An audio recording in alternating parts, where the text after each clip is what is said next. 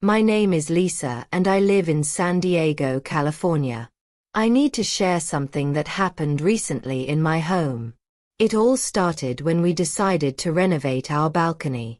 My husband, as usual, was more dedicated to his work obligations than to me, which was no surprise. What I didn't expect was for this renovation to be, let's say, so impactful. The morning the bricklayer arrived, I confess I didn't pay much attention. He identified himself as Mike, a tall young man with robust muscles and a somewhat simple air that perfectly matched the hard work.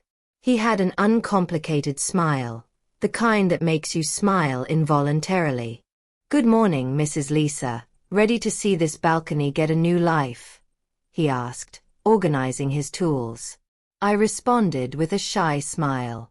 "Let's see if you can do it, Mike."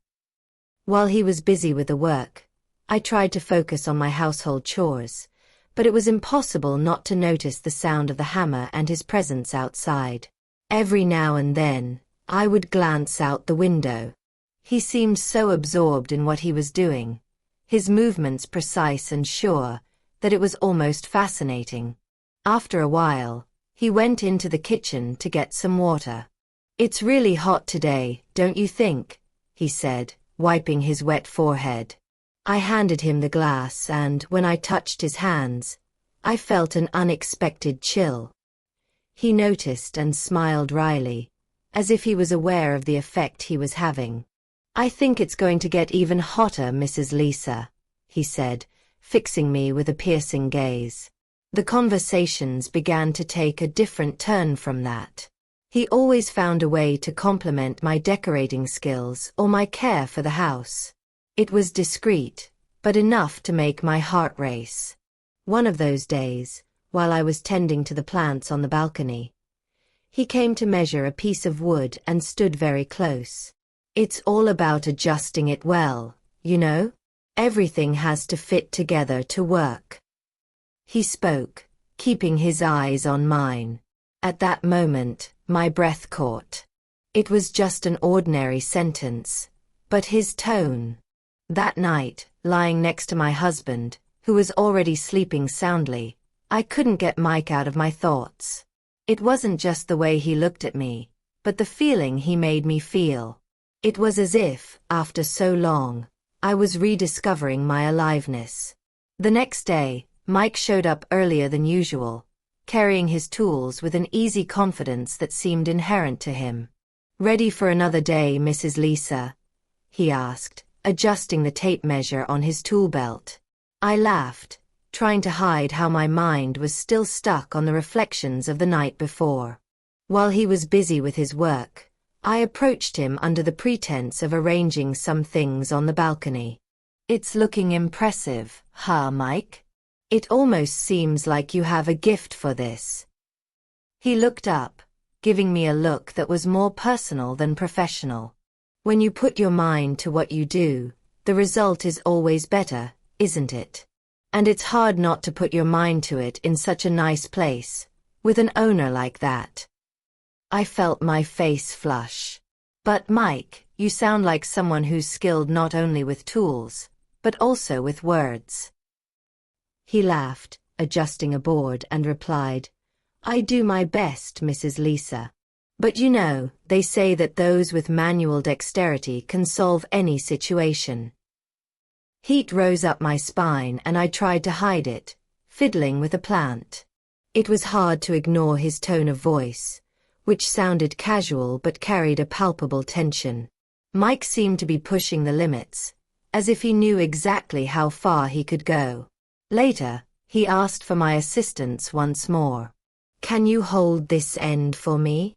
He came closer and we were so close that I could feel the heat emanating from him. For a brief moment, our eyes met and neither of us moved. It was a brief moment, but it was charged with an almost explosive energy. He broke the silence with a smile. "You see, teamwork always pays off. Maybe you have a talent for it too." I laughed, still trying to catch my breath. "Don't expect me to become a construction expert, okay? At the end of the day, Mike wanted to present his suggestions for the finishing touches.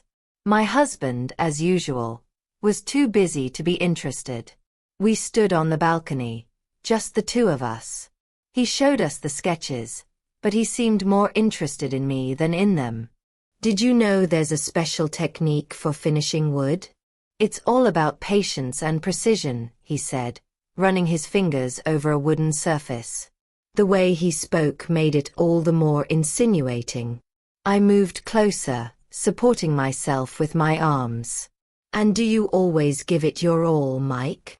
He smiled. Always. Especially when it's worth it. The silence that followed seemed more eloquent than any words. He took a step toward me and I remained motionless, my heart pounding. It wasn't just what he was saying, but what his eyes promised. Well, I think I'll call it a day, he said finally, his voice softer, and as he left, my whole body vibrated as if touched by an electric current. As night fell, Mike was still on the balcony, putting the finishing touches on the house. The sun had already set and the yellow light from the lamps created an inviting atmosphere, but one that carried an extra charge. Paolo, my husband, was away on business as usual, and at that moment his absence seemed to create the ideal setting for something I could no longer avoid. I took a coffee to Mike, struggling to keep myself in check. Coffee for our balcony artist, I said, trying to keep my air unassuming. He accepted the cup, but instead of speaking, he stared at me for what seemed like an eternity. You know, Ms. Lisa, there's something about this place that makes me want to stay longer than I should. I gave a nervous laugh, but he took another step, closing the distance between us. Maybe it's not the place. Maybe it's the company. His voice was low, almost a whisper, but each word seemed to set the room on fire. You have a way with words, Mike, and with innuendo too, by the looks of it. I teased, trying to keep my posture light, but my breathing already betrayed what was coming. He leaned in even closer, so close now that I could feel the heat of his skin. Indirect. I'd say I'm making myself quite clear, Ms. Lisa. He set the cup aside, never looking away. I just want to make sure everything here is spotless, including you. Before I could react, I felt his hand gently touch my arm, gliding gently, as if seeking permission. My body reacted before my mind. There was no denying it anymore. Every tease, every look, every touch, all of it had led us to this point. Mike tilted his face and, for a moment, the world seemed to stop. If you ask me to stop, I will, he whispered, his voice husky and full of expectation. But I remained silent. My silence was the permission he needed. The kiss came like a wave of heat and intensity, but filled with a passion that dispelled any hesitation. His hands roamed my back as I felt the heat of his body against mine. I felt his powerful tool. I know I shouldn't have, but at the time the comparison was inevitable. Smaller than my husband's, but with a remarkable firmness. It was as if destiny had guided us to that moment, with no possibility of return. He placed his hands on my waist, now demonstrating to me that he was truly skilled with his hands, making me reach the climax of emotion 3 times that I can remember. I then took his tool out of its box, which proved to be very efficient and impressive. While my fingers gently caressed it, in a rhythm dictated by my breathing and the accelerated beating of my heart, which seemed to want to jump out of my mouth, his lips explored every part of his tool. I realized by his gestures that I was pleasing him. He knew that my glass had already overflowed many times with white wine, so he, without saying a word, went straight to the point, making his intentions clear. He began to dance rhythmically, and placed my hands on the kitchen table. The gentleness was so great that there was no time to react.